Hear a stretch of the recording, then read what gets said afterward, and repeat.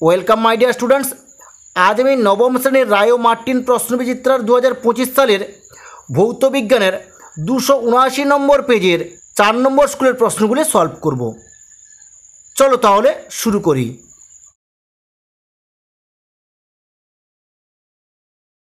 Class 9-এর 4 নম্বর স্কুলের প্রথমে কি আছে? গ্রুপ এ। একের দাগে সঠিক উত্তরটি নির্বাচন করো। একের দাগ, দাঁতের এনামেল যেটি দ্বারা তৈরি হয় সেটি হলো, এর উত্তরটি হবে এ ক্যালসিয়াম ফসফেট। একের দুয়ের দাগ, একটি বস্তুর ওপর 10 নিউটন বল প্রয়োগ করলে বস্তুটি বলের লম্ব অভিমুখে 2 মিটার সরে গেল, এক্ষেত্রে সম্পাদিত কার্য হবে, এর উত্তরটা হবে বি 0।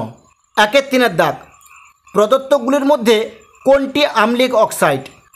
এর উত্তরটা হবে সি CrO3।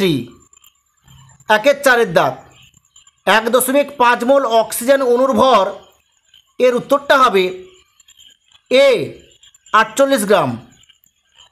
একের পাঁচের দাগ, বডি স্প্রের জন্য ব্যবহৃত অটোমাইজার প্রয়োগ করা হয়, এর উত্তরটা হবে বি বার্নৌলির নীতি। একের ছয়ের দাগ, কোনটিতে অণুর সংখ্যা সবচেয়ে বেশি রয়েছে? এর উত্তরটা হবে বি 1 গ্রাম হাইড্রোজেন। একের সাতের দাগ, প্রদত্ত যেটিকে ইমালশন বলা যায় সেটি হলো, এর উত্তরটা হবে বি সাবানের ফেনা। একের আটের দাগ, দুটি কাচের প্লেটের মধ্যে সামান্য জল থাকলে তাদের টেনে সহজে পৃথক করা যায় না, এর কারণ? এর উত্তরটা হবে বি বায়ুমণ্ডলীয় চাপ। এরপর দেখো গ্রুপ বি। দুয়ের দাগ, নিচের প্রশ্নগুলির অতি সংক্ষিপ্ত উত্তর দাও। দুয়ের একের দাগ, সত্য বা মিথ্যা লেখো। উষ্ণতা বাড়লে তরলের পৃষ্ঠটান বাড়ে, এর উত্তরটা হবে মিথ্যা। দুয়ের দাগ, হুকের সূত্রটি লেখো। আমি যে উত্তরটি দেখিয়ে দিলাম এটা তোমরা তুলে নাও।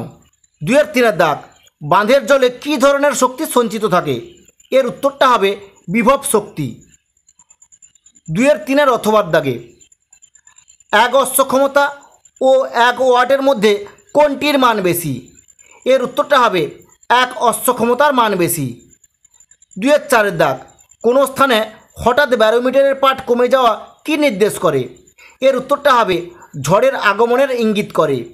দুয়ের পাঁচের দাগ, একটি তীব্র ক্ষার ও একটি মৃদু অ্যাসিডের নাম লিখো। এর উত্তরটা হবে, একটি তীব্র ক্ষারের নাম হলো সোডিয়াম হাইড্রোক্সাইড ও একটি মৃদু অ্যাসিডের নাম হলো সাইট্রিক অ্যাসিড। দুয়ের পাঁচের অথবার দাগে, অ্যাসিড বৃষ্টির জন্য দায়ী দুটি গ্যাসের নাম লেখো। এর উত্তরটা হবে SO2 সালফার ডাইঅক্সাইড এবং NO2 নাইট্রোজেন ডাইঅক্সাইড। দুয়ের ছয়ের দাগ, টিন্ডাল এফেক্ট কাকে বলে? আমি যে উত্তরটি দেখিয়ে দিলাম এটা তোমরা তুলে নাও। দুয়ের সাতের দাগ, শূন্যস্থান পূরণ করো। 1 মোল ইলেকট্রন ইকুয়াল টু ড্যাশ সংখ্যক ইলেকট্রন, এর উত্তরটা হবে 6.002 × 10⁻23 সংখ্যক ইলেকট্রন। এরপরে দেখো গ্রুপ সি। তিনের দাগে নিচের প্রশ্নগুলির সংক্ষিপ্ত উত্তর দাও। তিনের একের দাগ, দৈনন্দিন জীবনে পিএইচের দুটি গুরুত্ব লেখো। আমি যে উত্তরটি দেখিয়ে দিলাম এটা তোমরা তুলে নাও। তিনের দুয়ের দাগ, বলের বিরুদ্ধে কার্য একটি উদাহরণসহ বোঝাও। এর উত্তরটা হবে, যখন একটি বস্তুকে ওপরের দিকে তোলা হয় তখন অভিকর্ষ বল বস্তুর ওজনের কারণে নিচের দিকে ক্রিয়া করে, কিন্তু বস্তুটি ওপরের দিকে সরণ ঘটায়, এই ক্ষেত্রে অভিকর্ষ বলের বিরুদ্ধে কার্য করা হয়। তিনের দাগ, দুটি ফ্লাক্সের একটি জল অন্যটিতে গ্লিসারিন নিয়ে পাত্র দুটি ভালোভাবে নাড়িয়ে টেবিলের ওপর রাখা হলো, কোন ফ্লাক্সের তরল আগে স্থির হবে?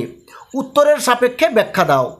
এর উত্তরটি হবে জল আগে স্থির হবে, কারণ জলের সান্দ্রতা গ্লিসারিনের চেয়ে কম।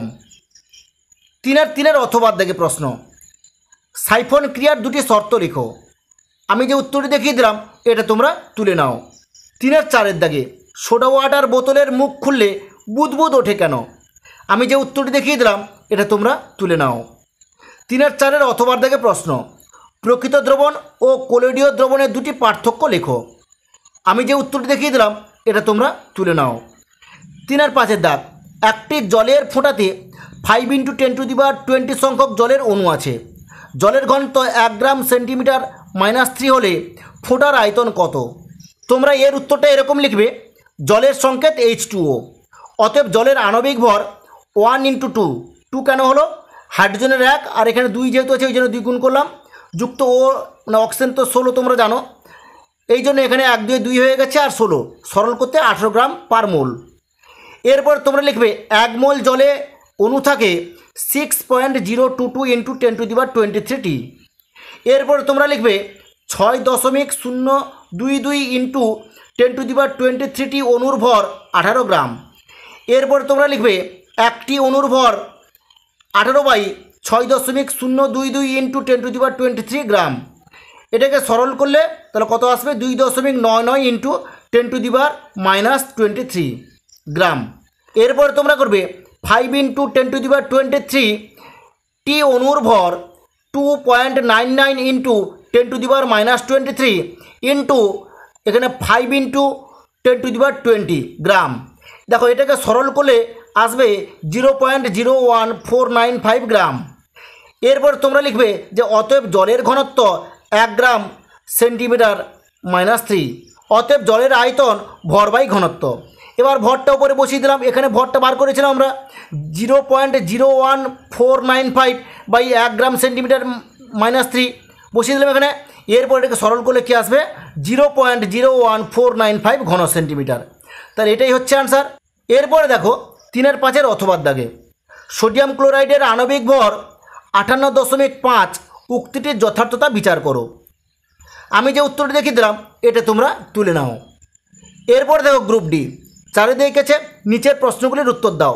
4-এর 1 দিয়ে গেছে 50 কেজি ভরের একজন লোক 5 সেকেন্ডে সিঁড়ির 20টি ধাপ উঠল, প্রতিটি ধাপের উচ্চতা 30 সেন্টিমিটার হলে লোকটির দ্বারা প্রযুক্ত ক্ষমতা কত। আমি যে উত্তরটি দেখিয়ে দিলাম এটা তোমরা তুলে নাও। এর পরের প্রশ্নটি দেখো, দম দেওয়া খেলনায় কোন শক্তিতে রূপান্তরিত হয়। এর উত্তরটা হবে স্থিতিশক্তি গতিশক্তিতে রূপান্তরিত হয়।